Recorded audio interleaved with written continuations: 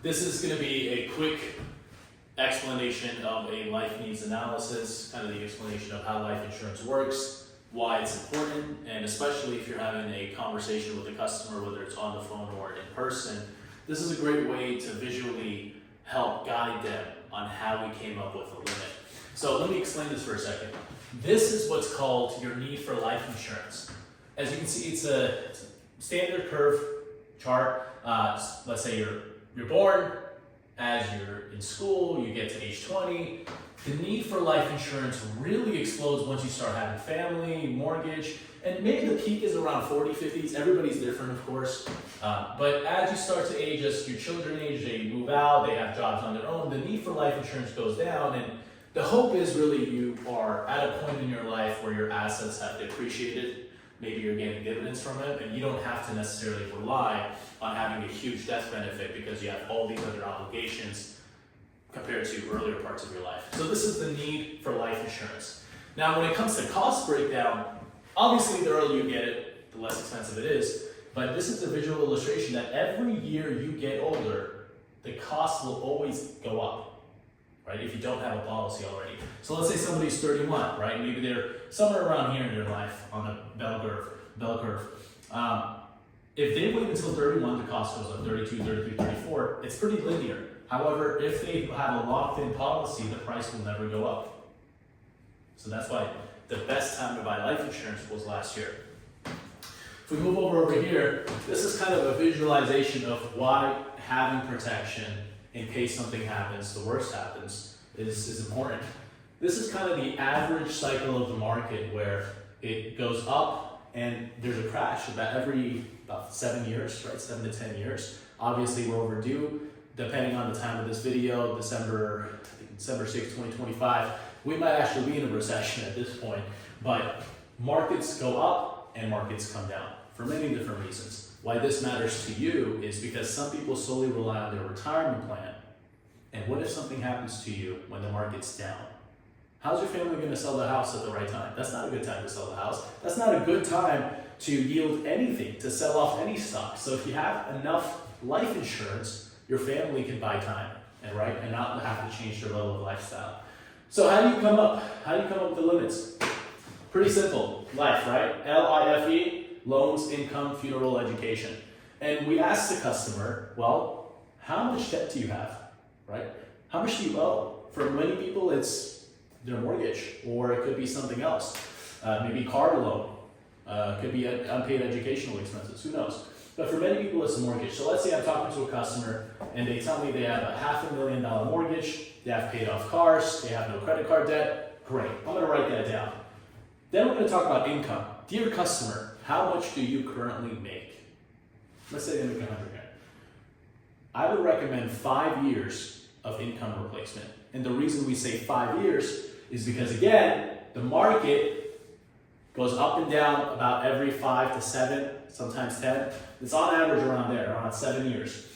So we want to make sure your family has enough time and not change their level of lifestyle. So $100,000 times 5, $500,000.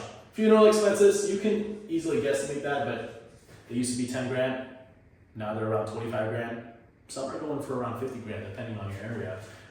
Usually we can make a joke and say, hey, unless it's a gold covered caskets, I think 50 grand is more than enough. Wouldn't you agree? And then the last thing is education. Typically, if the customer has kids, this is where you pull them in and you ask, well, what is your plan for Bobby or Sally to put them through college? Is that something that you're planning on funding? And for many people, hopefully normal people, they say, yes, of course, I want to help fund my kids' education.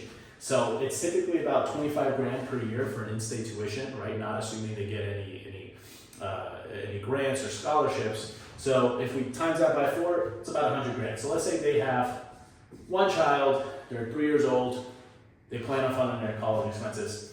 I'm going to write all these numbers down, and we're going to add it with the customer. So million, right? So $1,050,000. So if I was doing my fiduciary responsibility, looking out for the best interest of the customer, I would want to make sure that they at least have 1.2 in death benefit.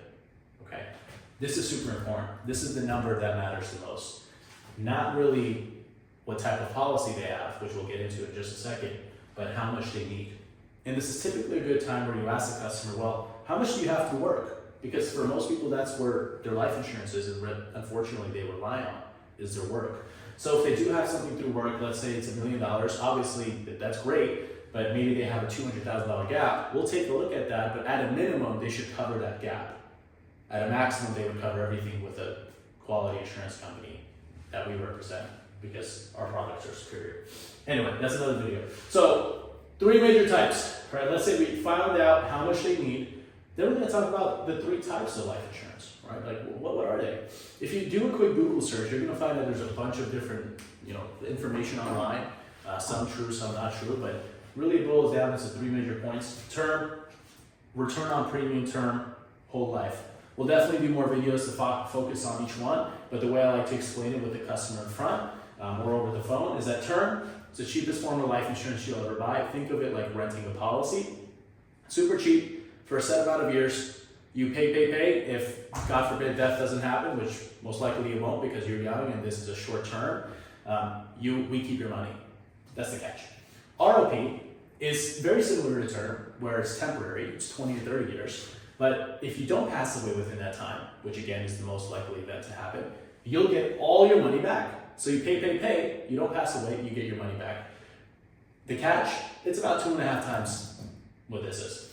And then we have the third type of life insurance, which opens up the can to a bunch of different products, right? Variable, some not, some more even towards investment products, which again, we can talk about that in a separate video.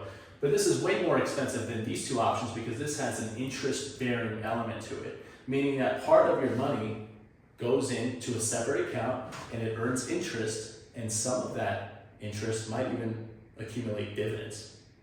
So, there we go there. And then the last part, I'm going to talk about the underwriting process.